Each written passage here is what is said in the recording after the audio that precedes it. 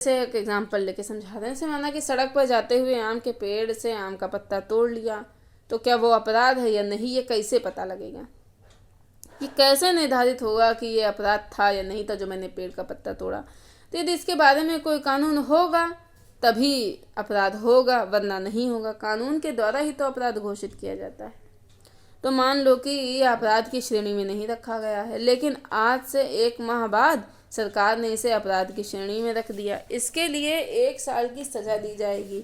तो क्या मैंने जो 1 माह पहले आम तोड़ा था या आम का पत्ता जो कुछ भी तोड़ा था, उसके लिए मुझे गिरफ्तार किया जा सकता है या नहीं? नहीं, अपराधी मानेंगे आपको, ठीक है ना। क्योंकि मतलब अपराधी नहीं मानेंगे आपको, आप ऐसे समझिए। क्योंकि जिस वक्त उसने आम तोड़ा था उस वक्त कानून की नज़र में वो अपराध नहीं था। तो कोई अगर घटना उस वक्त घटित हो रही है जिस वक्त कानून की नज़र में अपराध नहीं है, तो वह अपराध नहीं माना जाएगा, भले ही उसके कुछ दिनों बाद उसे अपराध की श्रेणी में जो है रख दिया गया हो। तो दोष सिद्ध व्यक्ति के संरक्षण में ये है कि वह तभी दोष सिद्ध माना जाएगा जबकि उस घटना के घटित होने के समय वह कानून की नज़र में अपराध रहा हो। दूसरा, उस अपराध के लिए जो दंड दिया गया है, मान लीजिए कि दंड 1 साल का दिया गया है। मैंने उस वक्त अपराध किया जिस वक्त वह कानून की नज़र में अपराध था और मुझे 1 साल का दंड दिया गया, लेकिन 2-3 माह बाद कानून में बदलाव हो गया और कहा कि उसी अपराध के लिए अब दंड की अवधि 5 साल होगी। तो क्या मुझे 1 साल या 5 साल में रहना पड़ेगा? तो मुझे गलत, मतलब जेल में रहना पड़ेगा कि 5 साल? क्योंकि जिस वक्त मैंने अपराध किया था उस वक्त कानून के अनुसार केवल 1 साल था। तो ये तो बाद में बढ़ गया ना कि बढ़ गया। तो उस वक्त कानून, उस वक्त जो प्रवृत्ति में हो या लॉ इन्फोर्स में हो, उसके अनुसार ही अपराध माना जाएगा, उसके अनुसार ही दंड की मात्रा निर्धारित की जा सकती है, उससे ज़्यादा नहीं किया जा सकता है। यह आर्टिकल 20 के 1 में दिया गया है।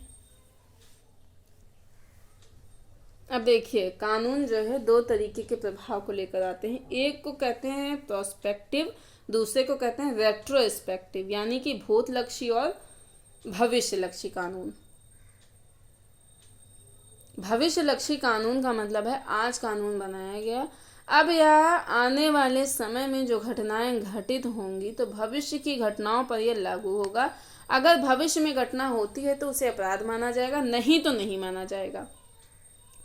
भूतलक्षी कानून का मतलब क्या है कि आज जो भी घटना घटित हो रही है वो नहीं, हमने मतलब हमने आज कानून बनाया और आज से कुछ साल पहले के जो मामले हैं उनको भी हमने कानून की श्रेणी में शामिल कर लिया। यानी कानून को आज मतलब जैसे मान के जो 2020 में कानून बनाकर 2010 से लागू कर दिया, ये कहने का मतलब है। मान लीजिए कि हमने अब कहा कि चोरी करने पर मृत्युदंड दिया जाएगा, या दूसरा एग्जाम्पल कि बलात्कार की जो घटना है उस पर मृत्युदंड दिया जाएगा, तो अभी फ़िलहाल नहीं है। तो अभी अगर किसी महिला के साथ 2010 में रेप हुआ और 2020 में कानून बना, तो जो अभियुक्त उस वक्त 2010 में था, क्या उसे मृत्युदंड दिया जाएगा?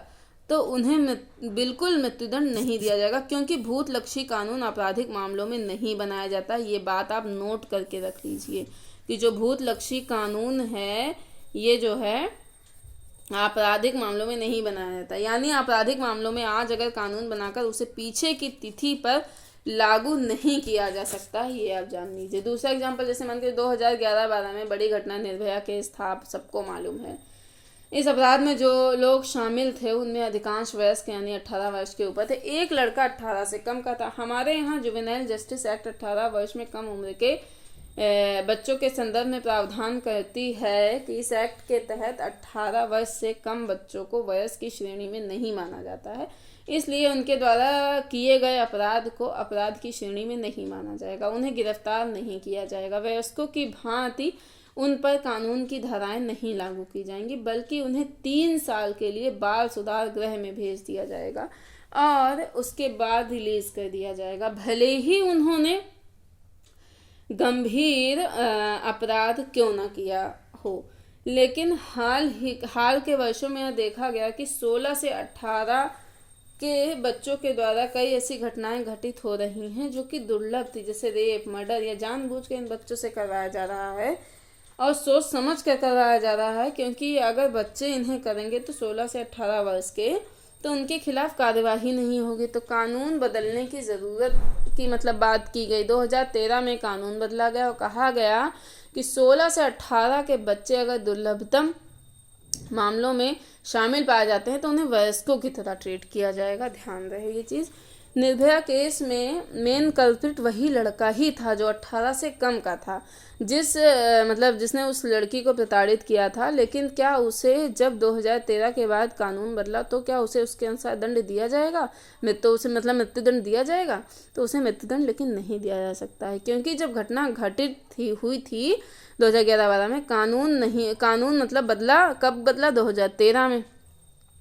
तो घटना घटित होने के समय जुवेनाइल जस्टिस एक्ट था, उसी के तहत 3 साल के लिए बाल सुधार गृह में उसको रहना था। बाद में कानून बदला। तो मैंने क्या बताया, लेकिन आपराधिक कानून भूतलक्षी प्रभाव के नहीं होते हैं, तो इसलिए उसे 3 साल बाद छोड़ दिया गया था। अब मान लेते हैं कि बीजेपी कांग्रेस में झड़प हो जाए कि बाद में जो भी आए उसे पहले अपराध के लिए सजा दी जाए, ऐसा कार्य ना हो, इसलिए आपराधिक मामलों में भूतलक्षी प्रभाव ना रहे, ऐसा किया जाए। तो ऐसे व्यक्ति को उससे अधिक दंड नहीं दिया जाएगा जो अपराध घटित होने के समय प्रवृत्त विधि के तहत था। आपराधिक कानून को भूतलक्षी प्रभाव से लागू नहीं किया जा सकता है, ये चीज़ आप नोट करके रख लीजिए।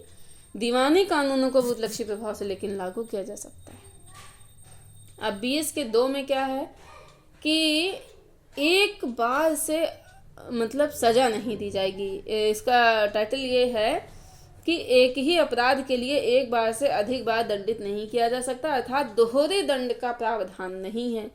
यानी कि मान के चलो कि अधीनस्थ न्यायालय ने 5 साल की सजा सुनाई और हाईकोर्ट ने भी उसी अपराध के लिए 5 साल की सजा सुनाई, तो ऐसा नहीं है हो सकता कि लेकिन हाँ अगर अधीनस्थ न्यायालय ने 5 साल या हाईकोर्ट न्यायालय ने 10 साल और सुप्रीम कोर्ट ने 15 साल की सज़ा सुना दी है, तो फाइनल 15 साल की सज़ा ही मानी जाएगी। ये बात तो है, अंतिम निर्णय जिसका होगा उसी का।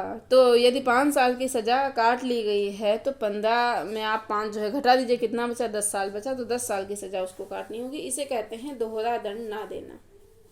यानी अगर कोई अपराध है हम कर रहे हैं तो उसके लिए एक से अधिक बार दंडित नहीं किया जा सकता। अब आता है आर्टिकल 20 का 3 कि अपने विरुद्ध गवाही देने के लिए आपको बाध्य नहीं किया जा सकता है, आत्मशंसन नहीं किया जाएगा कि किसी व्यक्ति को अपने ही खिलाफ गवाही देने के लिए बाध्य नहीं किया जा सकता है। जैसे मान के चलो कहीं मर्डर हुआ और व्यक्ति थाने में जाकर कहता है कि मैंने अपने भाई का मर्डर किया है, तो क्या होना चाहिए? पुलिस उसे गिरफ्तार करे और न्यायालय में बोले कि हाँ इसी ने स्वीकार कर लिया है। तो हो सकता है कि उसके ऊपर किसी ने दबाव बनाया हो, कुछ बोला हो।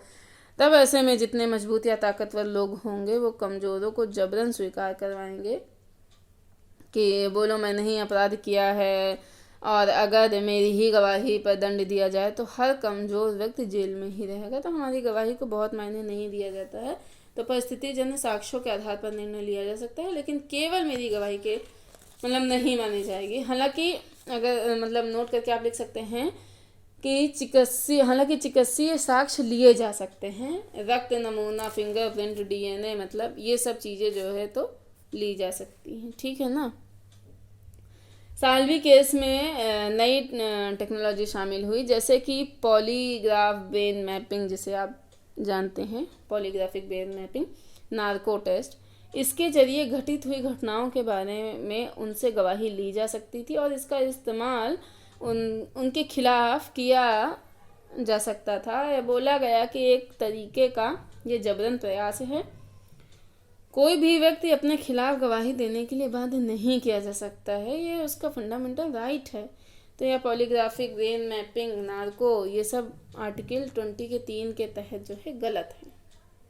बिना व्यक्ति की सहमति की ये सभी नहीं कर सकते आप तो साल्वी केस के तहत मैंने क्या बताया कि न्यायालय ने पॉलीग्राफिक ब्रेन मैपिंग और नार्को टेस्ट को क्या माना है, आर्टिकल 23 के तहत के